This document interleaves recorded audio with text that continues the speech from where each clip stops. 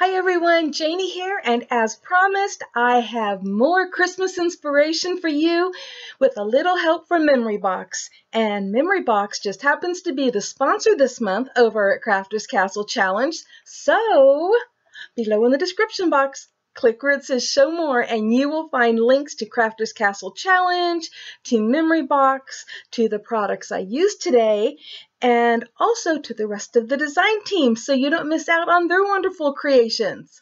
But right now, I'm excited to show you what I made, and it includes a tutorial. So let's head on over to the craft table. I am really excited to share this card with you.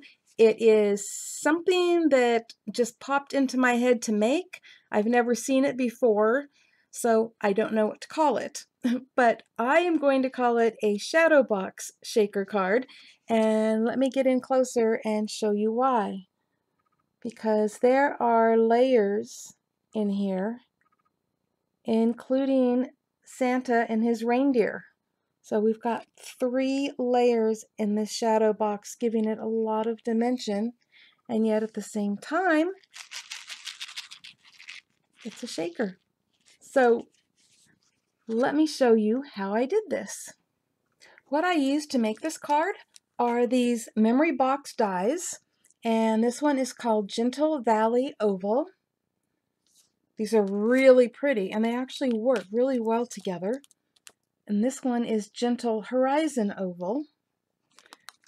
And then I also used a Memory Box stamp set, which is this one right here. And it is Merry Christmas Sentiments.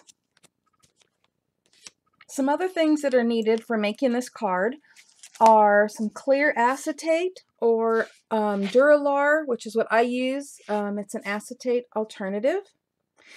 And you will be needing some double-sided tape. A 1/4 inch is probably best. And some 3D foam tape, whatever brand you use. This is from Close to My Heart. And something for the shaker, whether it's sequins or glitter, but you'll need something for the shaker. You will also need a card base for your card, whatever size you want. Mine happens to be a 5 by 6.5.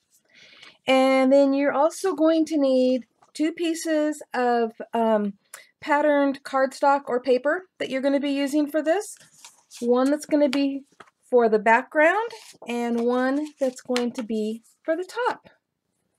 So the first thing I'm going to do is I'm taking the paper that I'm using for the front layer of my card, and I have centered the die on here a little bit closer to the top, but it's centered side to side. I want a little bit more space at the bottom to put my sentiment. And it really doesn't matter which of the 2 dies I use, because what I'm trying to do is just cut out that oval space that this die is going to create. And let me show you how that's going to work. I'm just going to run it through my Cuttlebug. And you can use whatever die cutting machine you have. A lot of people have, you know, a Big Shot or other ones. And I'll get this through, rolling it back because it's just easier to get it out on this side. And there we go.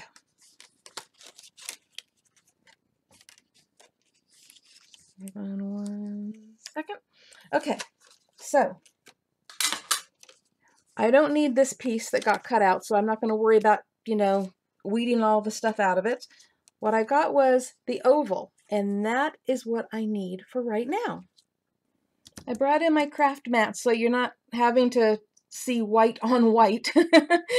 Now you have better contrast. And to save time, I have already cut out the images that I'm using. So this one right here is the Gentle Horizon, and this one is this one right here, which is the Gentle Valley. And I cut them out of a glittery cardstock, and it's really a firm cardstock, so those dies work really great because they cut through just beautifully. And what I'm going to be doing with those is we're going to take the one that has a shorter image for the front. Let me put them together so I can give you an idea here. So you could see the back one sticks up further than the front one.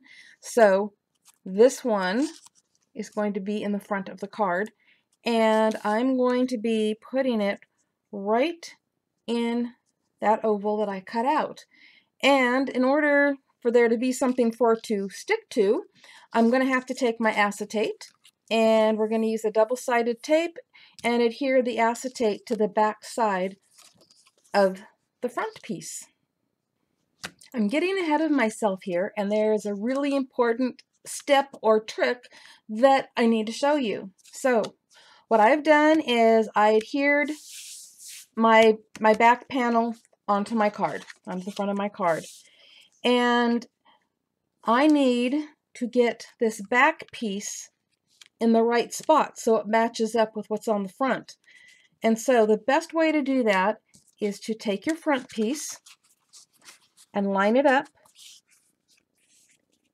and then put your adhesive on here and line it up just like that.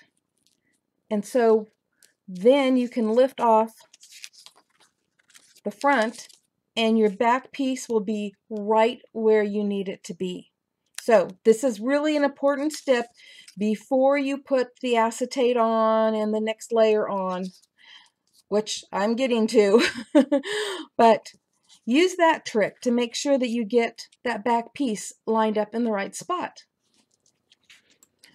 I applied the double-sided tape right along these edges, kind of making a frame around that oval. And then I applied my acetate, and make sure that you cut your acetate wide enough to, go past your oval, but, not bigger than the card. And then I always like to take a fabric softener sheet and kind of wipe it over the acetate gently.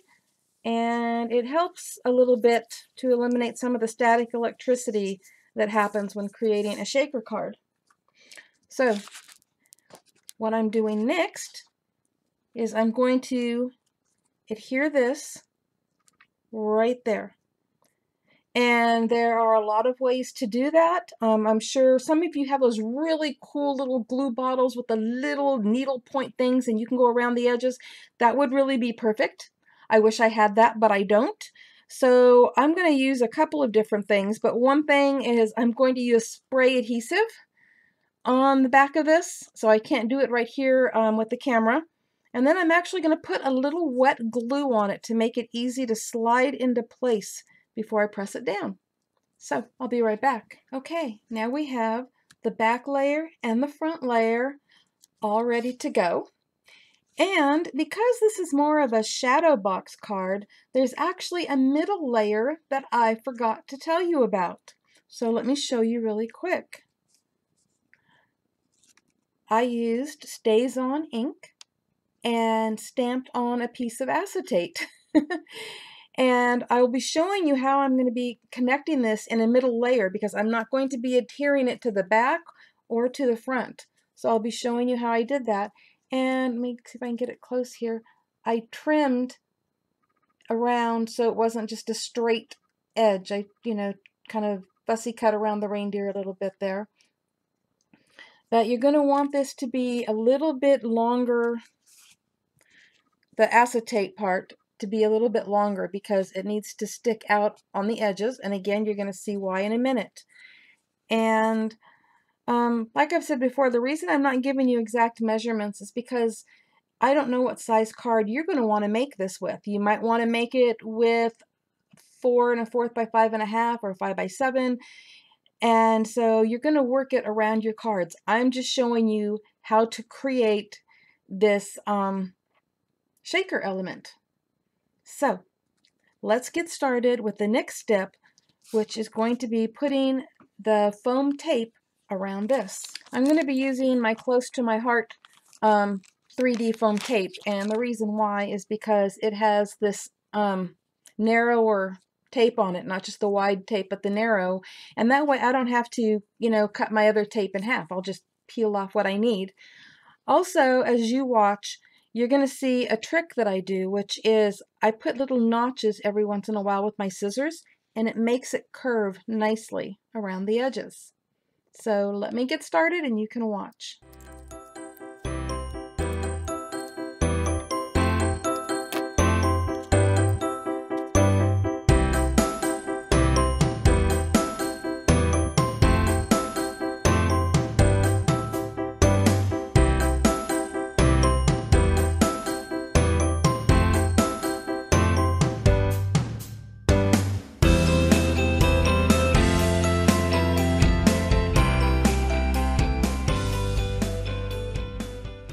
So I've got the first layer down, and I'm actually going to be putting a second layer over the top of it to give it more shaker space.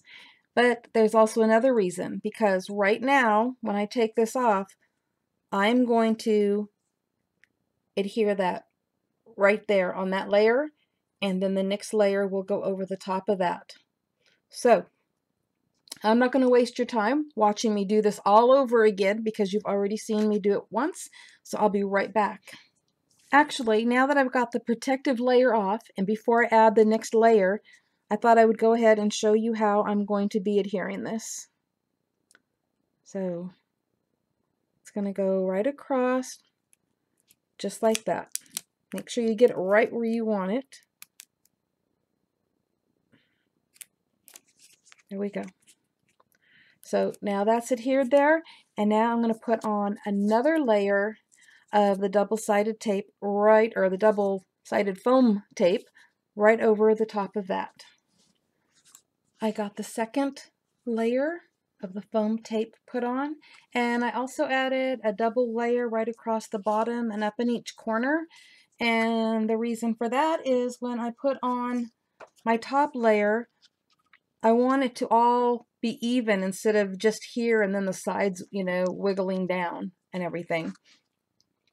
And before we put the top layer on, we are going to be putting some, well, in my case, it's kind of a glitter that I'm going to be putting in there. You might want to put in sequins. When I do this, I may decide to put in a couple sequins. So I am going to get this ready and put this on off camera because it's easier, and I want to make sure I get it on nice and straight, and sometimes it's hard for me to get a good angle when I'm working around the camera. So I'm just going to explain it to you really quick. First, you're going to put in whatever your shaker element's going to be, and then very carefully peel off the top layer, the protective layer, off from all of the foam tape, and then take your the front of your card, and just make sure that you have it lined up evenly when you attach that. Okay?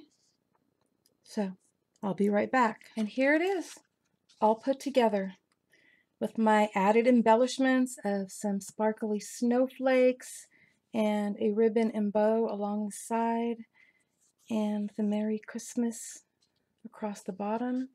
And I'm going to get in really close here so that you could see the layers, the trees behind the trees, the snow banks behind snow banks, and the dimension of Santa and his reindeer flying through the sky.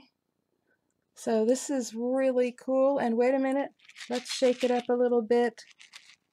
And there we go. So there's our shaker elements that is supposed to look like snow flying through the air. Thank you all for stopping by today, and I hope that you think this shadow box shaker card is a fun idea and give it a try yourself. And don't forget, below in the description box are the links to Crafter's Castle Challenge, to Memory Box, to the products that I used, and also to the rest of the design team, because you have got to go see what they made too. Happy crafting, everyone. Bye-bye.